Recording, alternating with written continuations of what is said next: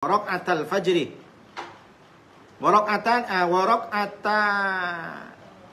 Raq'atal fajri. Kenapa? 2 rakaat sebelum subuh. Ada yang bilang sholat fajar, ada yang bilang sholat qobliyah. Sama saja. Macam saya ini. Ustadz siapa? Nuruddin. Siapa? Unza misalkan. Kan tapi belum viral Unzanya kan. Jadi sama dengan Ibu Mak Dinda. Siapa nama aslinya Mak Dinda? Siapa? Enggak, nama Ibu. Nama panggilan Ibu bukan nama Mak Dindanya. Mira. Mira kan? Kamu ketemu sama siapa? Bu Mira. Mana? Mak Dinda aku ketemu. Sama aja. Jadi sholat fajar sama sholat qobliyah subuh beda nama. Jadi ibu banyak yang tak paham. Banyak masih nanya saya. Ada kawan saya juga masih nanya ke saya. Pak Ustadz bukannya saya dengar? Enggak Bu, saya bilang gitu. Rakaat fajar itu kan ketika sholat sudah muncul fajar. Saya tanya, kalau fajar muncul apakah sudah sampai sholat subuh? Iya Pak Ustadz. Tapi katanya beda Pak Ustadz. Karena saya sholat fajar itu di rumah, sholat qobliyah di subuh. Itu berarti ibu mengulang, saya bilang gitu. Atau menambah, berarti lebih banyak. Kenapa sholat fajar ini lebih utama? Karena raq'atal fajri, 2 rakaat fajar, khairum minad dunya wa ma fiha. Kenapa Rasulullah menyampaikan 2 rakaat sebelum subuh adalah lebih baik daripada dunia dan seisinya? Kita diajarkan pagi-pagi menjadi orang yang kaya.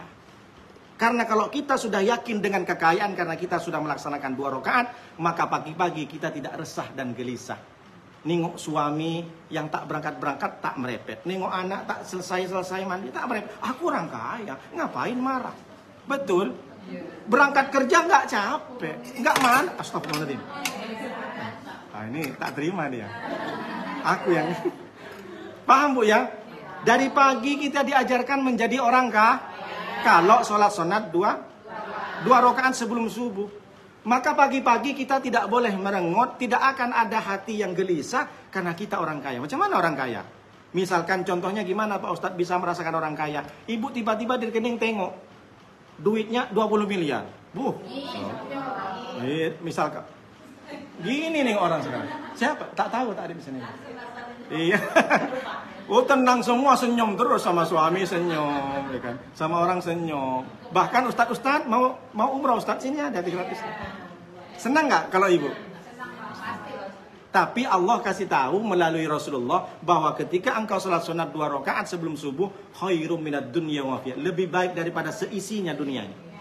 Berarti kita orang paling kaya. Kalau ditanya siapa orang paling kaya, orang yang melaksanakan sholat sunat 2 rakaat sebelum subuh.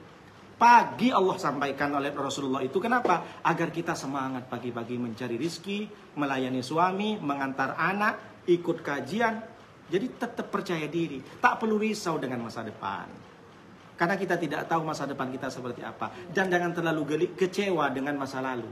Jadi kalau kita dengan masa lalu itu kita kecewa namanya. Nah, risau. Jadi tak ada galau, tak ada risau. Makanya lakukan sholat sunat fajar atau sholat sunat qobli. Cukup 2 rakaat kata Rasulullah SAW.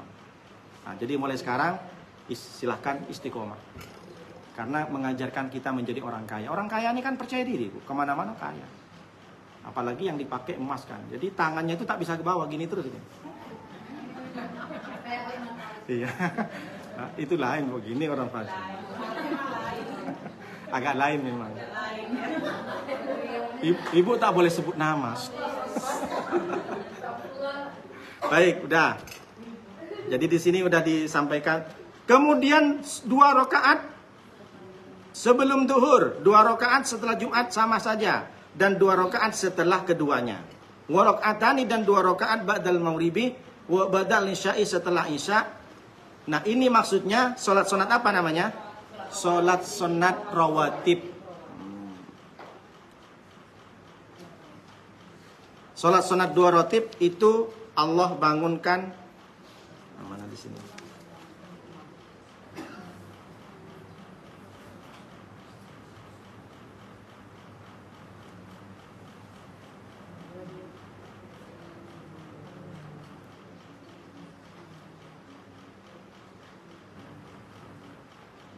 Haramallahu 'alan nar. Nah, di sini hadis ada catatan saya dulu pernah. Man shalla arba'an qabla dzuhri wa ba'dahu arba'an haramallahu 'alan nar. Siapa yang salat sunat sebelum duhur dan setelah sholat duhur 4 ya, maka Allah haramkan neraka menyentuh kita. Sebelum duhur dan setelah duhur. Kemudian kalau sholat sunat sebelum asar 4 rakaat berarti 2 salam, 2 berarti 2 salam ya. Arba'an itu 4 rakaat berarti 2. Kalau orang melaksanakan sholat sunat sebelum asar 4 rakaat, rahimallahu imra'an, Allah memberikan kasih sayangnya kepada orang ini tanpa batas. Kalau sholat sunat sebelum duhur, setelah duhur Allah haramkan ke neraka. Kalau sholat sunat sebelum asar 4 rakaat berarti 2 salam, Allah berikan rahmatnya kepada dia. Artinya begini Bu, kita ini diberikan motivasi mengambil rahmat itu bukan dari jalan satu pintu. Bukan dari satu pintu. Oh, bukannya dapat rahmat baca Al-Quran Pak Ustaz? Iya juga. Kita mana tahu bacaan Quran kita tak terima, sholat kita tak terima. Mungkin sholat sunat kita diterima. Makanya kita dapat rahmat dari segala penjuru. Nah, kalau syukur-syukur dapat rahmat semua, ya Alhamdulillah. Nah, makanya kita itu diajarkan iman kepada perkara gaib. Karena sampai sekarang kita tak tahu pahala kita berapa. Maka iman yang paling tinggi itu adalah iman yang percaya kepada perkara gaib. Allah itu gaib, pahala gaib, siksa gaib. Kalau kita tak yakin, kita tak semangat sholat. Karena tak nampak. Ibu pulang ke rumah selesai sholat dari masjid, apakah ibu dapat duit? Enggak. Tapi ada yang paling tinggi kita dapat adalah kesehatan.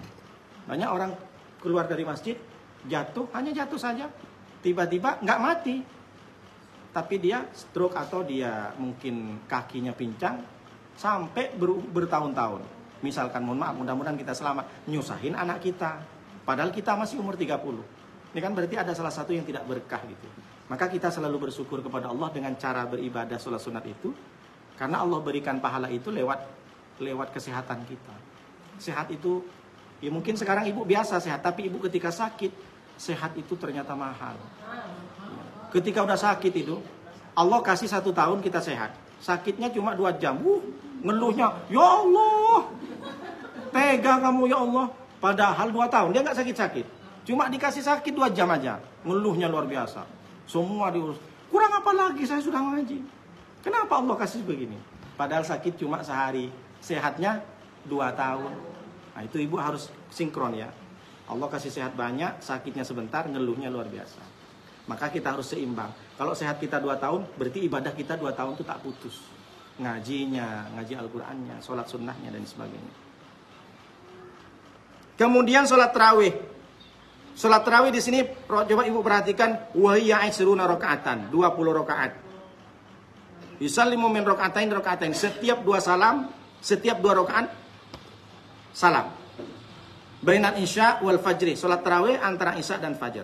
Kemudian sholat duha. Sholat duha itu ada 2 rakaat ila samanin wa yusallimu natba min kulli rakataini. Sunnahnya bisa sampai 8 rakaat, tapi setiap 2 rakaat ada 1 salam. Wa waqtuha ba'da irtifa'is syamsi ilal istiwa. Waktunya adalah ketika matahari naik sepenggalah irtifa, 1 tombak ilal istiwa. Wa ta'khiruha ila rubu'in nahari, dan terakhir 1/4 siang, berarti sekitar jam 11:30. Ila rubu'i wa ta'khiruha ila rubu'in nahari afdalu, dan paling utamanya adalah 1/4, berarti 1/4 jam berapa Bu? Jam 9, jam 10 lah. 1/4 siang. Siang ini kan dari jam 6 sampai ke jam 12. 1/4-nya sekitar jam 9-10. Ini waktu sholat duha yang paling bagus. Perhatikan baik-baik, dicatat. Keutamaan sholat duha ada 5. Yang pertama, hadis Nabi SAW, ya bena Adam irka'li min awalin nahari. Wahai anak Adam, rukuklah engkau ketika awal siang, arba'ah rakaatin, ikfikah akhirahu. 4 rakaat berarti 2 salam. Kata Allah, solatlah Allah. Ini hadis qudsi. Hadis qudsi itu langsung dari Allah kepada Nabi Muhammad SAW. Irka' fi awalin nahar. Rukuklah engkau, berarti solatkan. 4 rakaat, arba'ah rakaatin. Maka apa kata Allah? Ikfika akhirahu. Allah akan mencukupkan kepadamu akhirahu, kepada akhir daripada sholat itu. Artinya apa? Setelah sholat kita akan cari rezeki. Setelah sholat kita akan bekerja. Setelah sholat kita akan memasak nasi di rumah. Setelah sholat kita mengantar anak sekolah. Maka kalau kita sholat 4 rakaat, sholat duha, Allah akan cukupkan kehidupan kita. Allah cukupkan rezeki kita. Allah cukupkan apa yang kita miliki di rumah. Cukup itu bukan hanya sekedar mampu membeli ini membeli itu, tapi tidak. Uang yang kita dapatkan berkah. Dapat suami pun suami berkah, karena dia itu selalu mendoakan kita, mendoakan anak, rajin mengaji. Jadi cukup ini bukan hanya sekedar dicukupkan berasnya.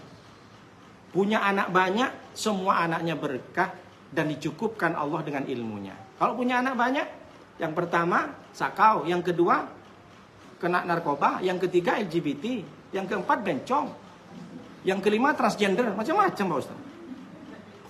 Operasi plastik, operasi kelamin. Jadi kita ini dicukupkan oleh Allah. Sholat 4 rakaat berarti 2 salam sholat duha, Allah cukupkan. Yang pertama. Kemudian yang kedua, man hafidhu ala syuf'atid duha, siapa yang menjaga sholat duha, ghufira lahu dunubuhu wa in kanat mithlu zabadil bakhri. Man hafadha ala syuf'atid duha ghufira lahu dunubuhu wa in kanat mithlu zabadil bahri. Siapa yang menjaga salat duha, Allah ampuni dosanya meskipun sekecil atau berseraknya seperti busa air laut. Meskipun sebanyak busa air laut. Apa busa juga Bu ya? Oh buih. Pak Ustaz. Iya, buih di lautan. Kan ada puisinya Pak Ustaz. Siapa yang menjaga sholat duha, ini di sini disebutkan 2 rakaat saja, bukan 4 rakaat. Maka dia sama juga dia memiliki dosa yang diampuni oleh Allah meskipun sebanyak buih di lautan. Oh, luar biasa. Maka lakukan sholat duha. Yang kita tahu mungkin sholat duha minta rezeki. Nah, tapi ternyata enggak, ada doh. Jadi terserah ibu, mau 2 rakaat menghapus dosa, tambah 4 rakaat dicukupkan. Masya Allah, tabarakallah. Ini makanya ibu ngajinya ini kan luar biasa, sudah tahu semua, tambah semangat. Yang ketiga, man sholat duha sintai asyara rakaatan. Sintai ini bahasa Arab Bu. 12, bukan sintai yang di Tanjung Ucang itu. Man sholat duha sintai asyara rakaatan banallahu lahu qasran min dhahabin fil jannah. Masya Allah. Siapa yang sholat duha sampai 12 rakaat, Allah bangunkan satu rumah di surga min dhahabin, dari emas, fil jannah, di surga. Oh, Masya Allah. Ngapain Pak Ustadz di sana, kan sudah surga? Enggak juga, berbeda-beda. Kita masuk surga berbeda-beda. Ada yang di kapling, itu pun belum bayar WTO juga. Misalkan kalau di Batam kan belum bayar WTO. Man sholat duha sintai asyara rakaatan banallahu lahu qasran min dhahabin fil jannah. Siapa yang sholat duha 12 rakaat, Allah bangunkan satu rumah min dhahabin, dari emas, fil jannah, di surga. Sanggup 12 rakaat? Sekurang-kurangnya pernah sekali melaksanakan. 12 rakaat berarti 2 berapa kali itu? 6 kali kan? 6 kali. Mudah 6 kali itu bisa. Kalau pakai kulhu saja itu kan gak sampai lah 10 menit. Kalau kulhu Allahu ahad, Allahu akbar misalkan. Atau pakai yasin wa ilaihi turja'un. Pelit kali. Minta rumah di emas, pelit kali baca suratnya kan. Nah, ini tak betul. Jadi setengah-setengah. Allah kan tahu sama hati ibu kan. Ini serius apa enggak katanya. Akhirnya dibuatinlah rumah dari emas, tapi rumah-rumahan kecil. Jadi untuk gantungan mobil aja, rumah emas tapi gantungan mobil. Pak Ustadz ini aneh-aneh aja. Baik, itu yang keberapa Bu? 3. Yang keempat, menjadi cadangan di hari kiamat. Artinya menjadi cadangan itu maksudnya nafilah, menjadi pahala tambahan di surga nanti. Seumpama kita itu banyak dosa, sudah dihisap semua oleh malaikat, oleh Allah. Ternyata yang bisa menyelamatkan kita ke surga, ternyata ibu istiqomah sholat duha. Jadi sholat duha adalah sholat an-nafilah, sholat cadangan, sholat tambahan ketika nanti di akhirat. Artinya apa? Yang keempat ini berarti sholat duha menjadi wasilah menyelamatkan kita dari api neraka. Nah, itu yang keempat. Lalu yang kelima, kullu sulama sodakotun. Setiap persendian itu adalah sedekah. Badan kita yang terkena matahari semuanya menjadi sedekah dan dikeluarkan sedekahnya. Nah, termasuk sholat duha adalah sedekah kita. Jadi sedekah ini bukan hanya sekedar kita membagi kepada fakir miskin, it'amut to'am, memberikan makan, memberi uang, tapi ternyata sedekah itu juga melaksanakan duha. Jadi sholat duha ini menjadi amal sedekah bagi kita. Karena kita menggerakkan badan kita. Kata Nabi Muhammad, kullu sulama sedekatun, setiap persendian yang kita miliki, semuanya adalah bernilai sedekah. Lututmu, matamu, dahimu, tanganmu, kakimu yang terkena matahari, itu semuanya bernilai sedekah. Maka keluarkanlah sedekah untuk niatin karena kamu semua otot dan badan yang kamu miliki, saraf, darah, itu adalah sedekah pemberian dari Allah. Maka kau keluarkan sedekah untuk itu. Termasuk melaksanakan sholat duha adalah sedekah bagi kita. Jadi ibu sekarang tahu, sedekah itu bukan cuma ngasih orang duit dan makanan, tapi melaksanakan sholat duha adalah sedekah. Ada berapa keutamaan sholat duha? 5. Berarti dari 5 ini kita sudah bisa memanfaatkan waktu terbaik kita jam 9, jam 10. Paksakan untuk sholat duha. Mudah-mudahan kita semuanya istiqomah.